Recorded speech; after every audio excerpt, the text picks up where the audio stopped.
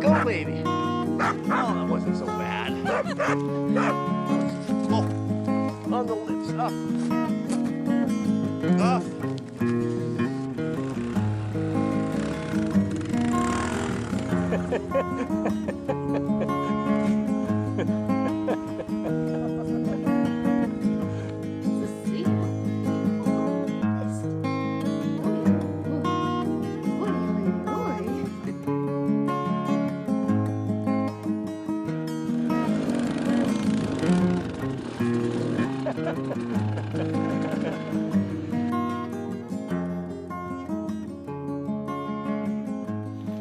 So we are heading out to go cross-country skiing.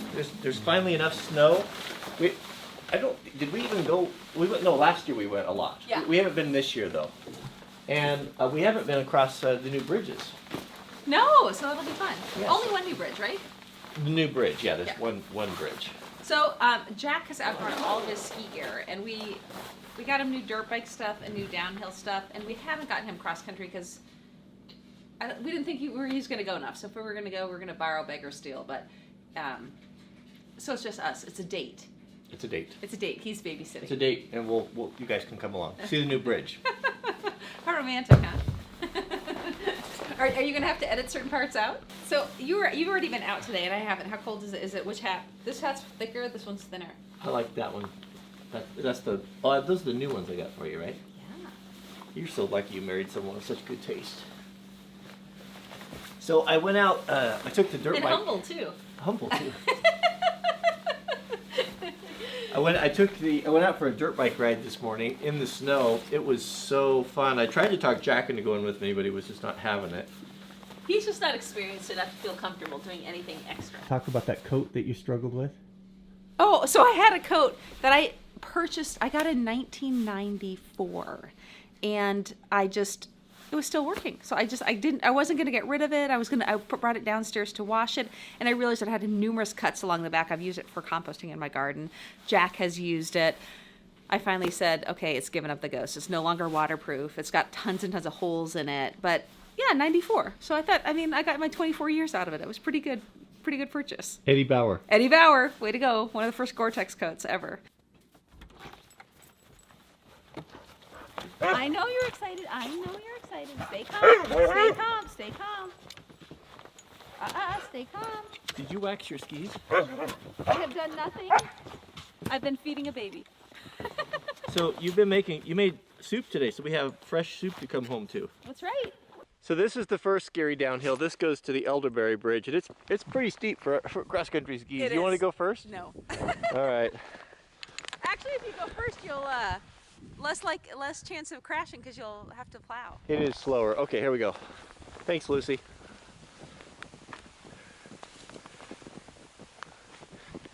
See, you always want to go first in the fresh snow. On my dirt bike, I tore everything up. Look out, Heart Racer! I'll mow you down. And across the bridge. Oh, that wasn't so bad. She's really been trained. She jumps off the trail immediately when we come through. We've skied with her since she was a puppy. All right, Mrs. W. I'm out of your way. Heart Racer, look out!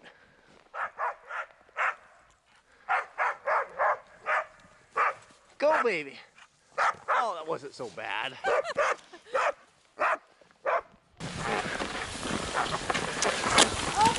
Oh, going down. Boy, I went down hard there. Are you okay? Oh, I'm fine. I just got snow everywhere. Miss Pants, you barker. She is. Heart Racer doesn't bark. Heart Racer is the barker in the house, though. Look at Heart Racer. She's gone missing. Where is She's right there. Did you see the fox? Yeah, that's not the Heart Racer. It's a little red fox right there. So do you see the pond here is about half frozen over. It hasn't froze at all this year. Usually we got there and played broom hockey.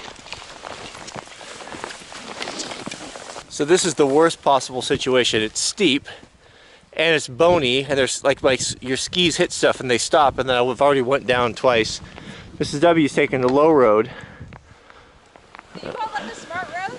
Oh man. It's Oh, no, no. Oh. Heart racer. Oh, it's not helpful. Lucy. Oh, good grief. She's like a St. Bernard. A rescue dog. She's a good girl. I just love her. Oh, yes. Intrepid ski dog. All right, let's go, baby. Come on. Hi, Ginger Sue. How are you? Are you having a good time? Okay. So you live a life. Good grief. Ah. Are you okay? It's the camera. If you weren't carrying the camera, I'm sure it wouldn't happen. It's the camera. Oh, heart racer's back. Oh, good grief.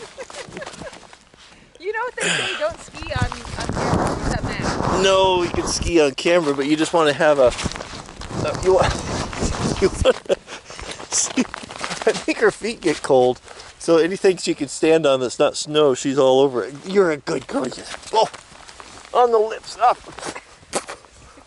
off. All right, you want to run the camera? No. Oh. All right, go ahead. I'll follow you. You want me to do the camera? No, I got it. We're not even out of the woods yet.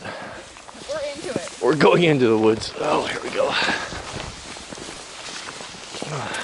Welcome to the spooky woods. One of our favorite places. The balls are still up, which is lovely. The majority of them, we had a windstorm and we lost a few. Not too many though. Danger ahead! Danger! Yeah, this is the worst part right here. So Well, let's. I think it's worse since you logged it, because there's like before we used to be able to shoot straight down, but now there's all those branches. I just jump over them. Let's see you. Let's go down side by side. Which way are you going? You just gonna angle down through there? Well, Oh, I'm gonna eat it for sure right there. I mean, there's all that stuff to. Let's get your skis on. angle to the right a little bit because I'm not afraid of going down it, but it's those sticks sticking up. They grab my skis and then they pull you down. They hurt. Okay, ready? Yeah, just kind of side angle it.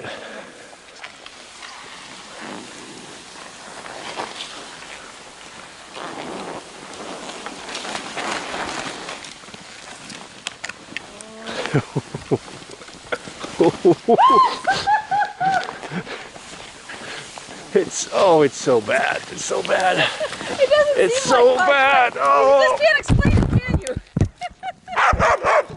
It's time for the treacherous water crossing. You can do it.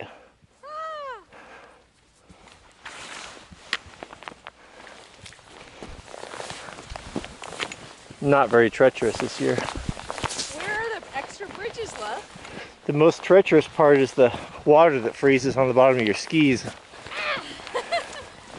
There we go.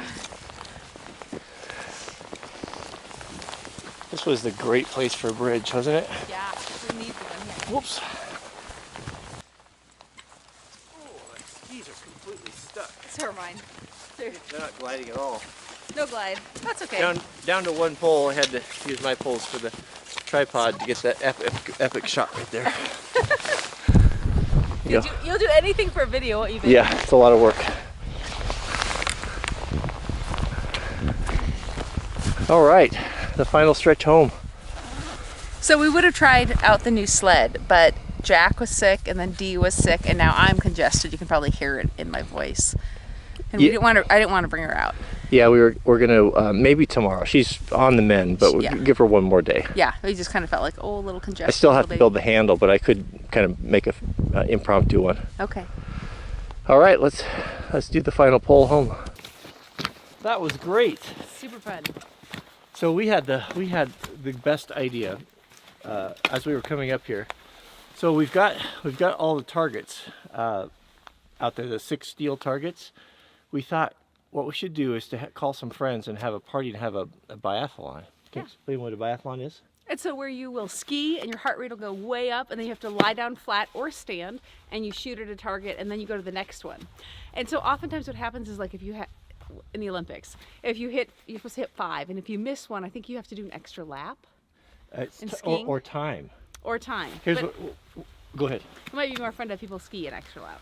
So what I was thinking is, it's not really a lap, it's kind of an out and back. What we could do is we could set up, Brian and I could set up the stations tomorrow. And then we'll just use pistols. Okay. Because I have the 2 chest harnesses that have, matching pistols. Okay. So you go down to you ski down to the first spot, and then you shoot 3 rounds. Okay. And for each one you miss, it adds 30 seconds where you have to sit there and wait, and the other person can go on. Oh. So if you if you stop and you shoot 3 rounds and you put all 3 on target, then you go immediately. But if you miss, you have to look at your watch and you have to sit there and wait. If you miss all 3, you'd have to wait 1.5 minutes. That's mean. Well, 15 seconds. I think it's 30 seconds.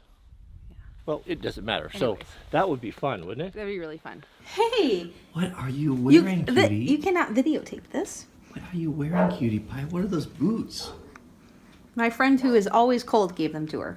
So store. Så stor, ja. Ja. Så söt. Ja, visst. Oj, oj, oj. Oj, oj, oj.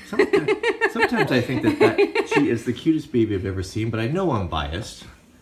You agree with me, right? I agree. Well, we must be right. You Except for Jack, of course. He was cute, Of right? course. Yep. Oh, yeah. Oh, yeah. Oh, yeah. Hard to get a smile out of her some days, though. Oh, no. Time for a nap. It really is time for her nap. Let's go to bed. Let's go to bed. That's what Mama said. So you go up you ride the whole spine of that thing, and then it drops off to the left there, and try to stay on the top.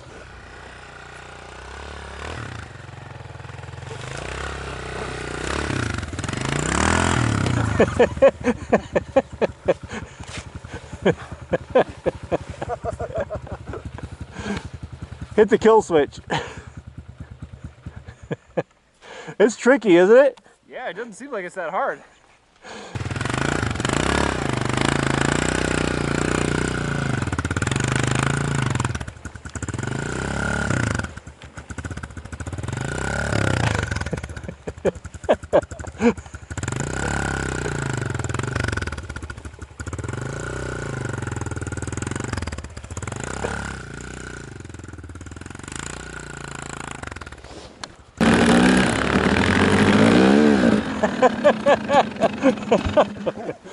Okay, so let's do snow flat track. Yeah. We have a go. See, how's that go? We have a loop, a ring here.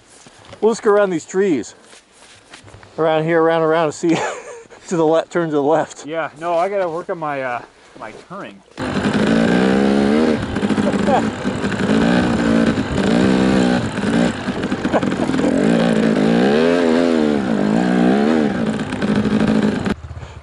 That's like the world's hardest flat track racing. Well, I'm glad you feel that way too.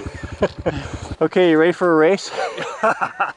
let's Down the trail here. Let's race up here. Give me a 5-second head start, All right. So and then we'll race to the barn. to the barn. All right. Oh, I'm gonna regret this. Oh.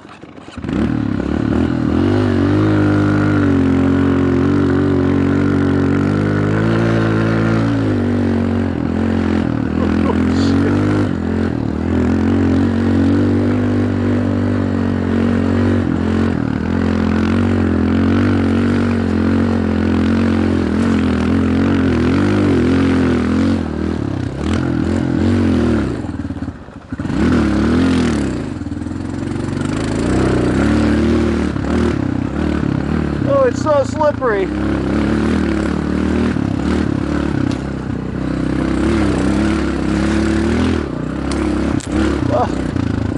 Oh man.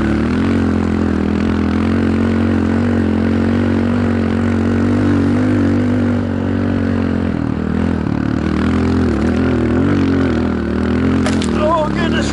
No man.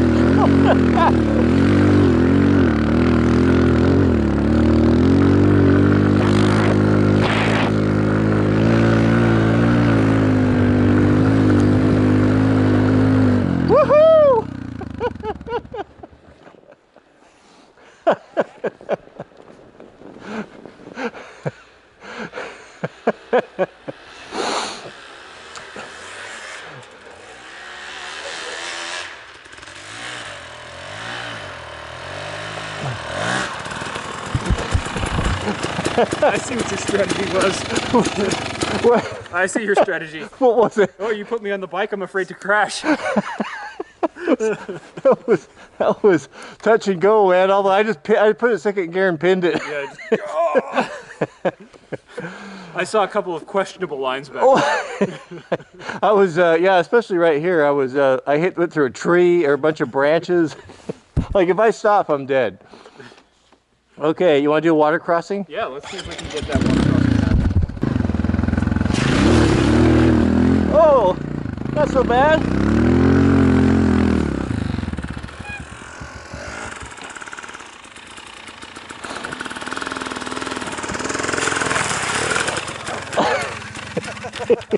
Almost made it.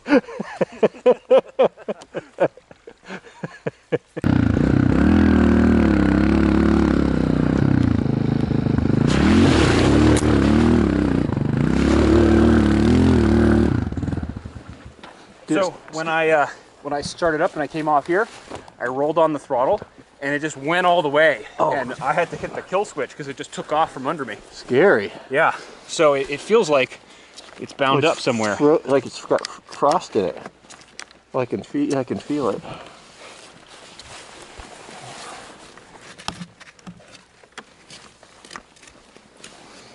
It might be the. That's disconcerting. Maybe the slide is frozen or something, maybe? It could be. You wouldn't think so with the engine running, but maybe. Yeah. Maybe that water splashing on there froze. Yeah, that's spooky. I can feel it catching. Yeah, I went to roll off and nothing happened. It's like, uh-oh. I think you had the presence of mind to hit the kill switch.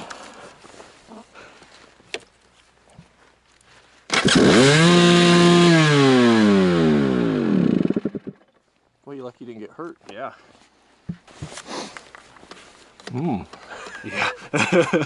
I don't know. Are you comfortable with riding it? You want me to ride it? Yeah, ride it for a little bit. See what it does for you. Okay. Get back on the 120. That's a pretty ferocious thing to have the throttle stuck on. Yeah.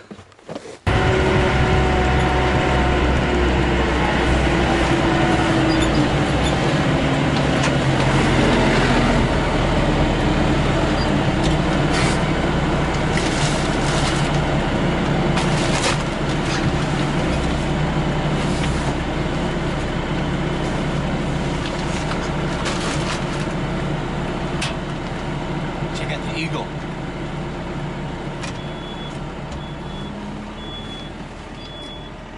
I think I've mentioned this before, but these videos are always for me, the most satisfying type of videos to make. They don't garner the most views and as some of the other stuff, but they certainly generate a flood of personal messages and support for the channel that is a blessing, a great blessing, more than you guys will ever know. It helps keep me in perspective. Life into perspective, and I enjoy these videos. I guess they're as much for me, maybe more for me than for anyone else, because they are a visual reminder of how blessed we are as a family. It's easy to lose sight of that. I don't know why the default position is to go into always thinking about the things that we don't have, or the things that we lack, or things that are just not quite perfect. And I feel sometimes you'll hear something, a story like we shared yesterday about the mother who lost her two sons. And the interesting thing is, a comment came in as I was just finishing up this video from one of my subscribers. It was a private message, and I'm going to keep his name private, and I hope he doesn't mind that I share it. We'll call him Bob. I put his message up there on the screen, but Bob is... he's in bed, he's waiting for a surgery where he's going to have his right leg amputated below the knee. And these videos have kind of helped him, given him encouragement, and kept his mind off of this horrible thing. I mean, can you imagine? It would be one thing to be in an accident and to wake up and to have an amputation like that, but to have weeks to sit and to think about it, to me is that would be hard.